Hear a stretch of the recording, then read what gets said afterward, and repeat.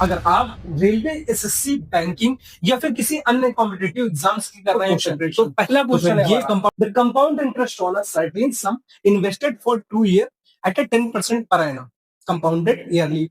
ठीक है, दोस्तों कह रहा है कि कोई राशि जो है कंपाउंड इंटरेस्ट पे कोई राशि कितनी हो जाती है, कंपाउंड इंटरेस्ट हो जाता है सर्टेन सम इन्वेस्टेड, द सम कितना है, यानी कि कोई सम इंटरेस्ट मतलब इन्वेस्ट किया गया, मान लेंगे प्रिंसिपल, वो 2 साल के लिए 10% पर एनम पे, यानी 10% पर एनम, बोले तो 10/100 इंटू 10/100, 2 साल का, क्योंकि हमें तो यूनिट डिजिट से निकालना है, आपको यूनिट डिजिट से सॉल्व कराना है।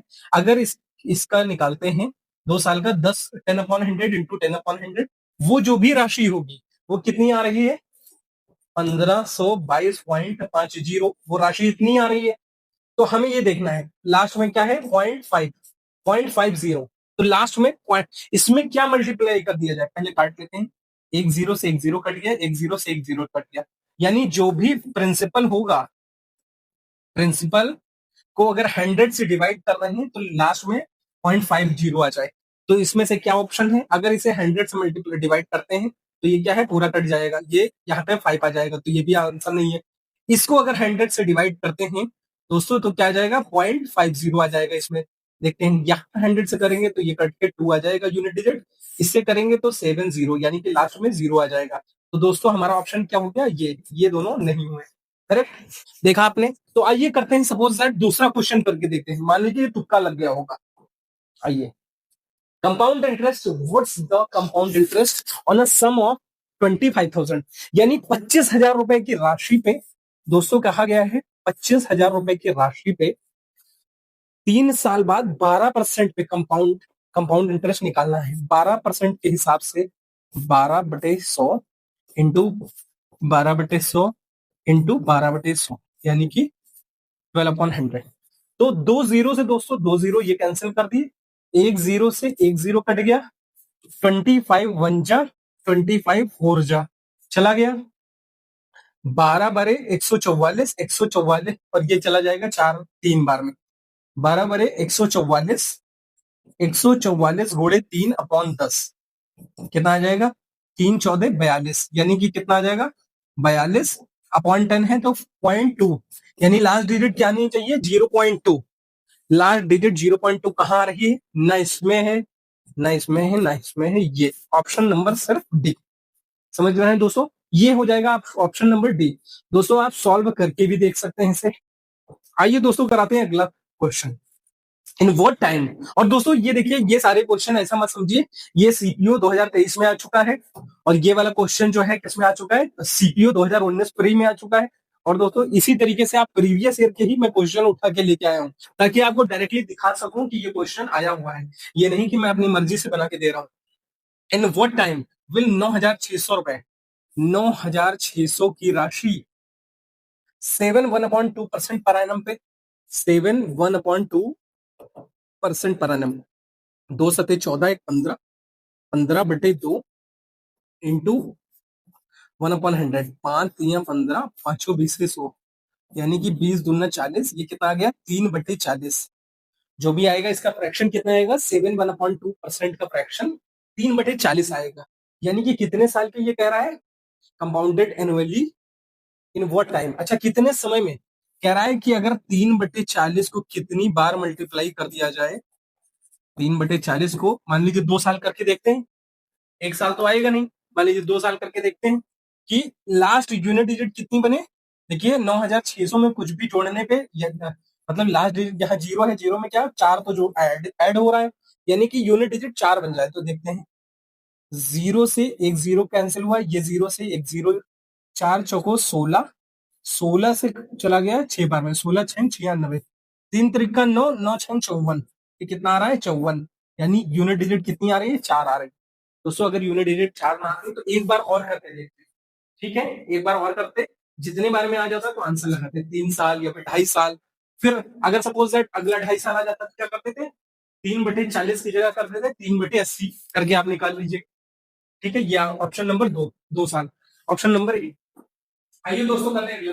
What's the compound interest on a sum of 8100 रुपए, 8100 रुपए की राशि पे 1/4 ईयर्स, 8% पर एनम के हिसाब से if the interest compounded 5 monthly.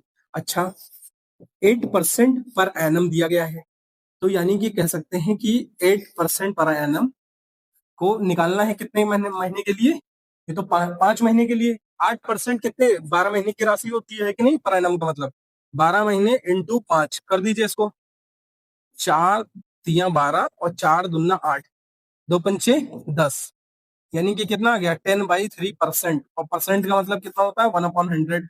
यानी कि दोस्तों ये राशि कितनी हो जाएगी 10/3 इंटू 1/100।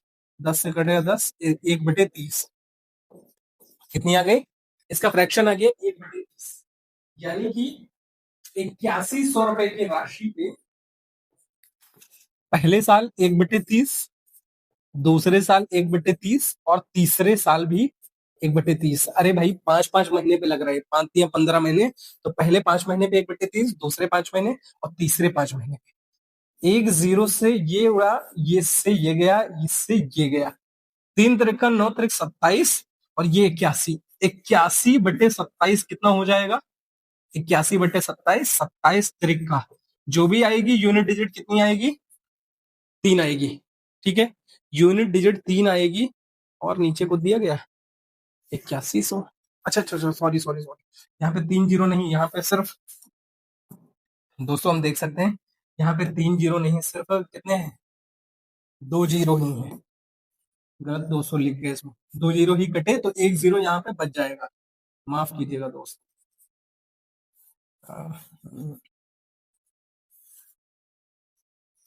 1/30।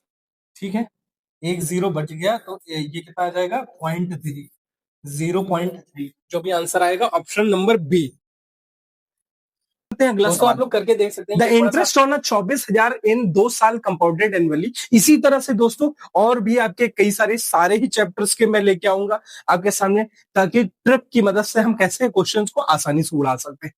जैसे 24,000 2 साल में, द इंटरेस्ट ऑन 24,000 2 साल में compounded annually when the rates are the 8% and 10%। ठीक है, 24,000 पे इंटरेस्ट निकालना है दोस्तों, 24,000 पे इंटरेस्ट निकालना है 2 साल का। पहले साल कह रहा है कि कितना लग रहा है 8% लग रहा है, बहुत सही। दूसरे साल कितना लग रहा है 10% लग रहा है।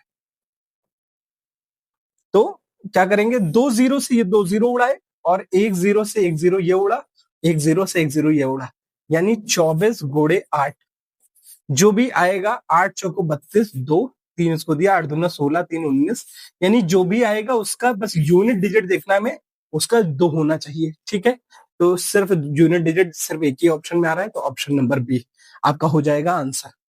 आइए करते हैं दोस्तों अगला सवाल। एक shopkeeper kept mark at mark price of an article 500 रुपए, यानी शॉपकीपर जो है मार्क प्राइस किसी आर्टिकल का 500 रुपए रखता है। बहुत बढ़िया, मार्क प्राइस 500 है। He sold it at a scheme discount of 10% and 20% and got a profit of the 25%। बहुत सही, मतलब कह रहा है कि मार्क प्राइस जो है किसी का 500 रुपए है, वो कह रहा है कि वो जो बेचता है वो कितने का डिस्काउंट देता है, उस पर दे रहा है 20% और 10% और 20% का सब्सिडी डिस्काउंट दे रहा है लगातार। ठीक है, यानी कि कह सकते हैं कोई चीज 10% का डिस्काउंट गई, यानी 10% का फ्रैक्शन होता है 1/10, 10 का फ्रैक्शन होता है 1/10, यानी 10 की चीज पे 1 का डिस्काउंट, यानी कितने की 9 की बिकी।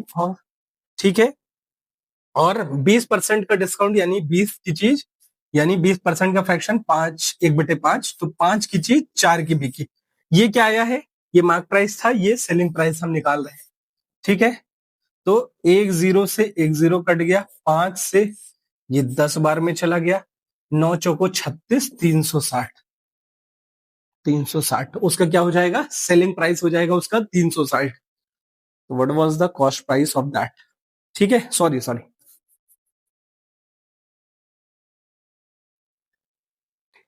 What was the cost price of that? ठीक है, ठीक है, सेलिंग प्राइस कितना आया? हाँ, सेलिंग प्राइस कितना निकल के आ गया, 360 रुपए आ गया। तो जरा ये बताइए what was the cost price of that? और प्रॉफिट, इस पे कितना प्रॉफिट हो रहा है? भाई जो भी कॉस्ट प्राइस रहा होगा 100% रहा होगा।